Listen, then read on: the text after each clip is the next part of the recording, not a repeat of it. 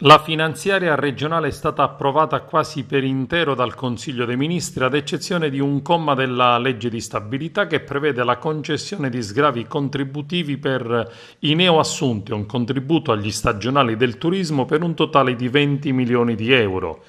I tecnici di Palazzo Chigi contestano alla Regione la scelta di decidere un ambito che non le spetta, cioè la previdenza sociale.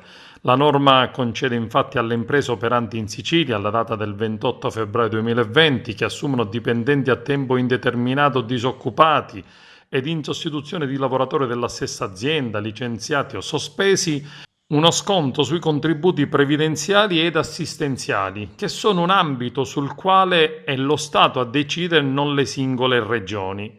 La seconda parte della norma, cassata, finanziata con 10 milioni di euro, riguarda invece lavoratori stagionali atipici e discontinui del turismo e commercio che non riescono a raggiungere il numero minimo di giornate necessarie alla erogazione dell'indennità di disoccupazione. A loro infatti, con un bando specifico dell'assessorato regionale delle attività produttive, sarebbe dovuto arrivare un contributo integrativo. La norma però è saltata insieme a quella degli sgravi contributivi. Tutto regolare invece per altre due norme siciliane, il bilancio ed il rinvio delle elezioni nelle ex province.